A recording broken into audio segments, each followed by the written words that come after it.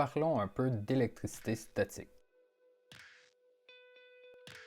Toutefois, avant d'expliquer ce qu'est l'électricité statique, commençons par comprendre la matière qui nous entoure. Il faut savoir que tout ce qui nous entoure est fait principalement de deux types de charges. Des charges positives qu'on appelle des protons et des charges négatives qu'on appelle des électrons. Sachant que ce qui nous entoure est fait entièrement d'atomes et que ces atomes sont faits à la fois d'électrons et de protons, tout ce qui nous entoure a donc une charge neutre. Et donc, on réalise que tout ce qui nous entoure est fait d'autant de protons que d'électrons, ce qui veut dire que ce qui nous entoure est neutre, sauf si on vient l'électriser, sauf si on vient lui arracher ou on vient lui donner des électrons. Et d'ailleurs, c'est la seule particule subatomique qui peut être transférée. Si on a un objet qui est chargé positivement, c'est nécessairement qu'il a perdu des électrons. En ayant perdu des électrons qui sont de charge négative, il va se retrouver avec plus de charge positive, donc plus de protons. Il sera donc positif. À l'inverse, un corps qui est chargé négativement va avoir reçu des électrons.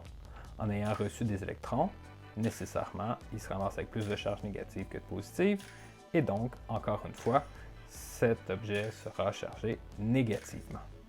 Je te répète qu'aucune possibilité n'est faite pour que des protons soient transférés. Les protons sont dans le noyau de l'atome, et donc à moins d'une réaction nucléaire, on n'aura jamais la possibilité de changer ce nombre de protons dans nos atomes. Et donc, encore une fois, seuls les électrons peuvent être transférés d'un objet à l'autre. Mais donc, comment faisons-nous pour charger un objet, sachant que tout ce qui nous entoure est neutre?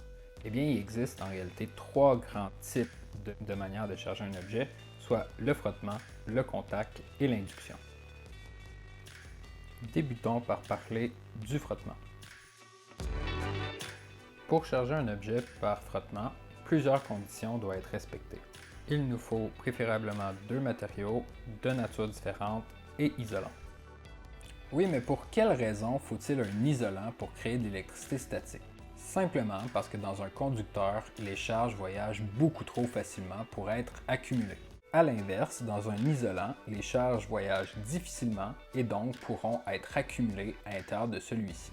On réalisera donc qu'il est beaucoup plus facile d'électriser par frottement du verre, du plastique et différents types de tissus, contrairement à des métaux. Dans ces conditions, il y aura toujours transfert d'électrons entre les deux substances, un qui donne les électrons et l'autre qui les reçoit. De plus, une autre règle s'applique à notre électricité statique. Sachant qu'il y a conservation de la masse, il doit nécessairement y avoir conservation des particules qui sont échangées. Et lors d'un frottement électrostatique, c'est donc les électrons qui sont perdus qui vont être donnés à un autre objet. Donc si un objet perd un certain nombre d'électrons, l'autre objet sur lequel on l'a frotté va avoir gagné ce même nombre d'électrons. On peut donc dire que les électrons perdus par un objet sont gagnés par un autre objet. Un objet neutre possède autant d'électrons que de protons. Dans ce cas-ci, on a 6 protons et 6 électrons. Je te rappelle qu'un proton a une charge positive alors qu'un électron a une charge négative. Sachant qu'il y a 6 charges positives et 6 charges négatives, on peut donc dire que l'objet est neutre, il n'a pas été électrisé, ce qui veut dire, encore une fois, qu'on a un bilan des charges qui est neutre. Un objet chargé positivement serait donc quoi? Un objet qui aurait perdu un certain nombre d'électrons. Donc ce même objet qui possédait 6 électrons et 6 protons pourrait voir son nombre d'électrons diminuer. Et donc si par exemple on vient perdre un certain nombre d'électrons, 3 par exemple, on va avoir 6 protons et 3 électrons. On a donc plus de protons, plus de charges positives que notre nombre d'électrons. Et donc si on a plus de charges positives, on va donc avoir un objet qui est chargé positivement. Un objet chargé négativement, quant à lui, sera l'inverse. Encore une fois, le nombre de protons va rester le même, mais c'est le nombre d'électrons qui va augmenter. Et donc, un objet ayant 6 protons et 6 électrons pourrait devenir chargé négativement. On n'aura qu'à lui ajouter un nombre d'électrons. Faisons-le passer à 7, ce qui veut dire qu'un objet chargé négativement a un électron de plus que son nombre de protons. Et donc, encore une fois, c'est pour ça que le bilan des charges va être négatif de 1. On réalisera aussi que plus la différence entre nos charges est grande, plus nécessairement l'objet va être réactif, plus il va avoir d'électricité statique emmagasinée en lui. Ces mêmes corps qu'on a frottés ensemble, qui se sont échangés des particules négatives, des électrons, auront une certaine réactivité électrostatique. Et elle respecte toujours la loi des charges. Cette loi dit que deux objets qui sont de charge identique, donc deux objets chargés positivement ou deux objets chargés négativement, se feront toujours repousser. A l'inverse, si on a des charges de signe contraire, par exemple une charge positive avec une charge négative, on aura toujours une attraction entre les deux. Et une dernière possibilité serait d'avoir des objets neutres et légers. Si jamais on a des objets qui sont neutres et légers, c'est nécessairement que ceux-ci pourront être attirés par un objet chargé soit positivement ou soit négativement. C'est d'ailleurs pour cette raison que lorsqu'on frotte une tige de plastique avec un morceau de tissu, on pourra facilement attirer un autre morceau de tissu qui n'a pas été chargé. La tige aura une charge et le morceau de tissu étant neutre et léger se fera donc attirer. C'est aussi pour cette même raison qu'on est capable d'attirer une boulette de papier d'aluminium à une tige de plastique qu'on a frottée préalablement. Lors du frottement, on va être capable de transférer des électrons entre le morceau de tissu et notre tige de plastique, et notre boule d'aluminium étant neutre pourra donc se faire attirer à son tour par la tige qui, elle, a été chargée initialement. Mais donc, comment faire pour savoir quel objet va être chargé positivement et quel objet va être chargé négativement lors du frottement électrostatique? Eh bien, l'homme a répertorié toutes les substances qui existaient autour de lui et en a fait un certain dictionnaire qu'on appelle la série électrostatique. Cette série électrostatique est une liste de matériaux ayant des propriétés différentes. En fait, la propriété différente qui est analysée à l'intérieur de cette liste est la capacité à attirer ou donner des électrons. Et on va toujours classer de la plus forte à la plus faible attraction des électrons ou de la plus faible à la plus forte. Et donc, on doit nécessairement savoir qu'un électron, c'est négatif. Plus on va se retrouver donc haut dans cette série électrostatique, plus on va avoir une faible attraction des électrons, et plus on va être bas dans la série électrostatique, plus on aura une forte attraction des électrons lors du frottement. Ça nous donne une indication. Les électrons étant chargés négativement, plus on sera haut, plus l'objet deviendra positif ayant perdu de ses électrons. A l'inverse, plus on va être bas dans cette série électrostatique, plus notre objet deviendra de charge négative. Et donc, par exemple, si on vient prendre des cheveux qu'on vient frotter par rapport à du coton, les cheveux vont avoir une faible attraction des électrons, vont devenir positifs, alors que le coton va avoir une forte attraction des électrons et deviendra négatif. On pourrait donc dire aussi que les cheveux vont avoir donné un certain nombre d'électrons au coton. Et le nombre d'électrons qui a été donné par les cheveux va être le même que le nombre d'électrons qui va être reçu par le coton. Et plus on vient frotter ces deux substances-là ensemble, plus on va être capable de charger électriquement à la fois les cheveux, à la fois le coton. Les cheveux devenant positifs étant plus haut dans la série électrostatique, alors que notre coton est plus bas, va devenir nécessairement plus négatif. Alors, pourquoi un ballon de caoutchouc colle sur nos cheveux lorsqu'on le frotte sur notre tête? Si on prend un ballon de caoutchouc, qui est ici dans la série électrostatique, qu'on vient frotter par rapport aux cheveux, on est aussi capable de savoir quelle va être la charge des cheveux et du ballon de caoutchouc. Les cheveux vont devenir positifs et le ballon de caoutchouc va devenir négatif. Encore une fois, parce qu'on est plus bas pour le caoutchouc que pour les cheveux, donc le caoutchouc a une plus forte attraction des électrons que les cheveux.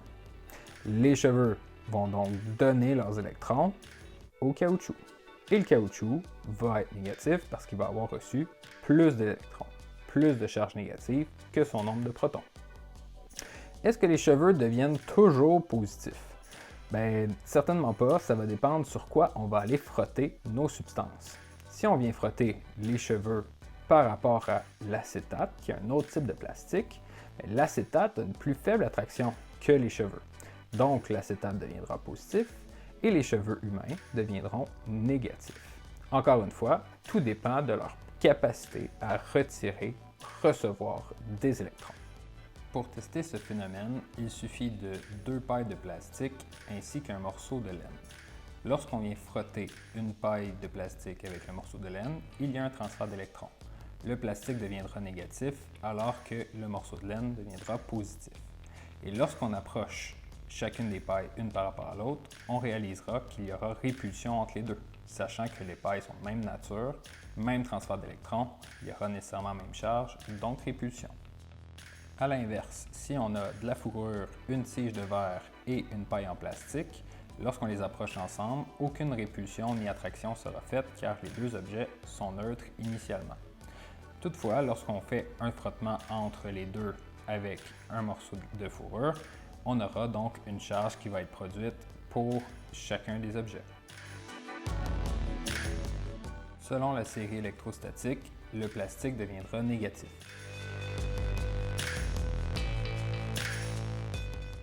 Le verre, quant à lui, suite au frottement, deviendra positif.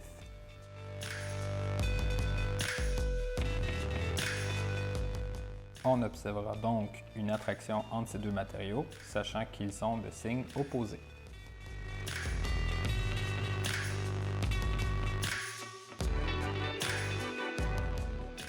Qu'arrivera-t-il maintenant lors d'un contact électrostatique qu'on appelle aussi la conduction?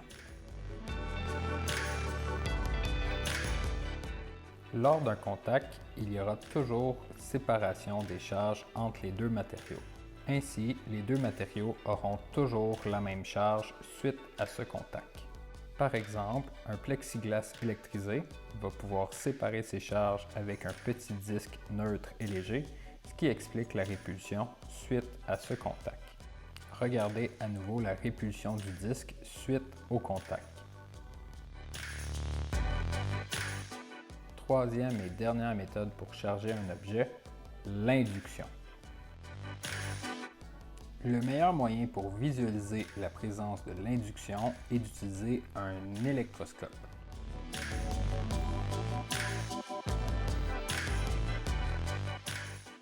Lorsqu'on approche une tige de verre qui a été préalablement frottée avec un morceau de tissu, on réalisera que les deux feuillets métalliques qui sont dans le bas de l'électroscope vont se repousser. Tout ça sans avoir contact entre la tige de verre et l'électroscope. D'ailleurs, peu importe la nature du frottement qu'on a créé préalablement, l'électroscope réagira toujours de la même manière. Les feuillets se repousseront toujours. D'ailleurs, on peut utiliser l'électroscope aussi lors d'un contact. Lorsqu'on touche notre tige de verre avec l'électroscope, un transfert d'électrons sera produit. Et donc, l'électroscope ne sera plus neutre, il aura une charge. Cette charge permettra aux feuillets de rester légèrement repoussés un de l'autre. Qu'on approche une tige de verre chargée positivement ou de l'ébonite chargée négativement, l'électroscope réagira toujours de la même manière. Les feuillets se repousseront. Seulement, ils n'auront pas la même charge lors de cette réaction. Dans les deux cas, on parlera d'induction car on a approché un objet chargé d'un autre sans qu'il y ait contact. Qu'arrive-t-il dans l'électroscope?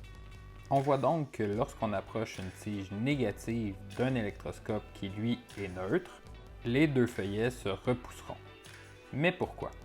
Parce qu'une tige négative repousse des électrons, qui eux aussi sont négatifs. Et donc les électrons descendront au bas de l'électroscope, ce qui fera éloigner les deux feuillets, car les deux feuillets seront donc négatifs. Et qu'arrivera-t-il si on approche une tige positive d'un électroscope qui est neutre? Encore une fois, seuls les électrons peuvent bouger à l'intérieur de l'électroscope. Les électrons étant négatifs se feront donc attirer par cette tige positive et monteront dans le haut de l'électroscope. Les feuillets deviendront donc positifs, laissant place aux protons. Les deux feuillets étant donc de même signe, se repousseront. Tu devrais donc réaliser que peu importe si on approche une tige positive ou négative, les feuillets se repousseront toujours. Seulement, l'électroscope ne réagira pas de la même manière. Lorsqu'on approche une tige positive, les électrons monteront et les feuillets deviendront positifs. A l'inverse, si on approche une tige négative, les électrons négatifs se feront repousser, descendront dans le bas de l'électroscope et encore une fois se repousseront. Finalement, prenons un dernier exemple présentant l'électricité statique sous forme de frottement, de contact et d'induction. Pour prouver ces phénomènes électrostatiques, faisons une petite démonstration à l'aide d'un applet. Un applet est une application qui permet de visualiser des phénomènes qui se retrouvent autour de nous. Dans le cas de l'électricité statique, il est très difficile de visualiser ce qui se produit dans les laboratoires, n'étant pas capable de visualiser les électrons et les protons. C'est donc pour cette raison que l'applet devient très pertinent.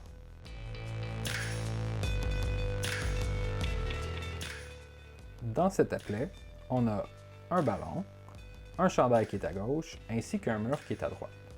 La première chose que tu devrais réaliser, c'est que l'applet fonctionne exactement comme dans la vraie vie. C'est-à-dire que si je prends mon ballon de caoutchouc et que je viens le frotter sur mon chandail, lorsque je viens rapprocher mon ballon du mur, nécessairement le ballon va coller sur le mur. Si on frotte aussi notre ballon sur ce chandail, le ballon va pouvoir aussi être attiré par le chandail.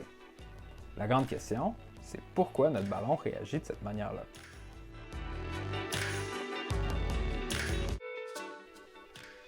En faisant apparaître les charges sur nos objets, on est donc capable de mieux visualiser ce qui est en train de se produire dans ce phénomène électrostatique.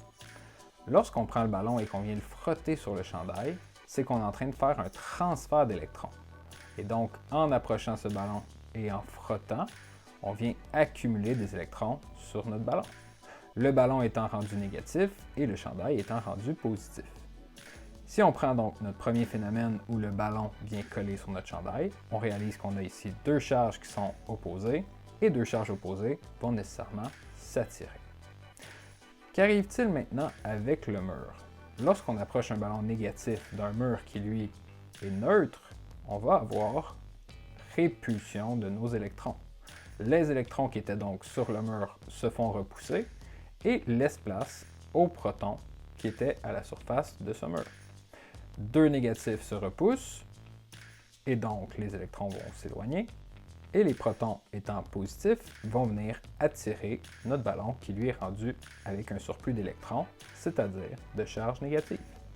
Si on visualise seulement la différence de charge qu'il y a entre nos électrons et nos protons, on réalisera que lorsqu'on est en train de frotter notre ballon, le ballon va devenir donc négatif et le chandail deviendra positif. On approchera donc le ballon du chandail et il y aura attraction entre les deux. Si on prend ce même ballon et qu'on vient le coller sur notre mur, le mur ne changera pas de signe, mais notre ballon va venir coller malgré tout, sachant qu'on a un mur qui est neutre et un ballon qui lui est négatif. Deuxième petite démonstration. Si au lieu d'avoir un seul ballon, on en a deux. On prend un ballon qu'on vient frotter sur un chandail et on vient prendre rapidement un deuxième ballon qu'on vient aussi frotter sur notre chandail. On a donc deux fois un frottement qui a été produit, mais deux fois le même frottement. Donc, qu'arrivera-t-il lorsqu'on est en train de coller nos deux ballons ensemble? Nécessairement, un ballon va coller sur un chandail et on peut aussi faire repousser un des deux ballons grâce à notre autre ballon.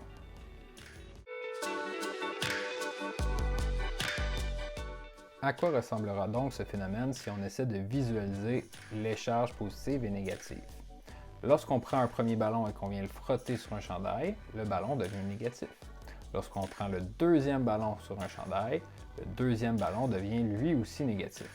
Les deux ballons vont donc coller sur notre chandail qui est rendu positif et entre eux, étant de charge négative, ils vont pouvoir se repousser. Donc, en plaçant un ballon central, le deuxième devrait se faire repousser par notre autre ballon négatif.